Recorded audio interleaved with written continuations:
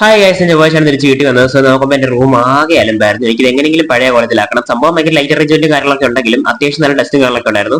First തന്നെ ഞാൻ നേരെ ഒരു സ്റ്റൂൾ എടുത്ത് കയറ്റി വെച്ചിട്ട് ഞാൻ ഫാൻ ക്ലീൻ ചെയ്യാനായിട്ട് തുടങ്ങി. നല്ല ഇടങ്ങേറ് പിടിച്ച പണിയാണെന്ന് എനിക്ക് മനസ്സിലായി. കാര്യം നല്ല അഴുക്കും കാര്യങ്ങളെല്ലാം ഉണ്ടായിരുന്നു. നല്ല സ്ട്രെയിൻ പിടിച്ചൊരു പണിയുമാണ്.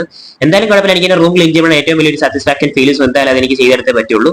ഞാൻ അങ്ങനെ നേരെ നമ്മുടെ ഫാൻ ക്ലീൻ ചെയ്തെടുത്തു. നമ്മുടെ ടേബിളുള്ള സാധനങ്ങളെ തൂത്ത് വരെ എടുത്തിട്ട് ഇതാണ് എന്റെ മെയിൻ ബാക്ക്ഗ്രൗണ്ട്. സോ എനിക്ക് ഇത് ക്ലീൻ ചെയ്തെടുത്തേ പറ്റത്തുള്ളൂ. ആൻഡ് ഈ ഒരു സാധനങ്ങളൊക്കെ എടുത്ത് മാറ്റാൻ എനിക്ക് ടേബിൾ എടുത്ത് മാറ്റി ക്ലീൻ ചെയ്യാനായിട്ട് പറ്റത്തില്ല. സോ എന്റെ ഫോണും കാറിൽ പെട്ടി അത് ഇതെല്ലാം വലിച്ച് എടുത്ത് മുന്നോട്ട് വലിച്ചെറിഞ്ഞിട്ട് ടേബിൾ ഇളക്കി എടുത്ത് ഞാൻ വെളിയിൽ വെച്ചിട്ട് എടുത്ത് തൂത്തോണ്ടിരിക്കുകയാണ്. ടേബിൾ ഞാൻ തൂത്തുവാരി ചടപടെ തൂത്തിട്ട് അത് കഴിഞ്ഞാൽ പൊടിയെല്ലാം ചൂലോണ്ട് തൂത്ത് കളഞ്ഞിട്ട് നേരെ നമ്മുടെ ടേബിൾ കുത്തിക്കയറ്റി തിരിച്ച് വെക്കാൻ പോകണം. ഇതാണ് ഇനിയാണ് ഇടങ്ങേറി പിടിച്ച പണി. കാര്യം ഈ സാധനമൊക്കെ ഞാൻ എടുത്ത് മാറ്റിയതുപോലെ തിരിച്ചെടുത്ത് വെക്കണം.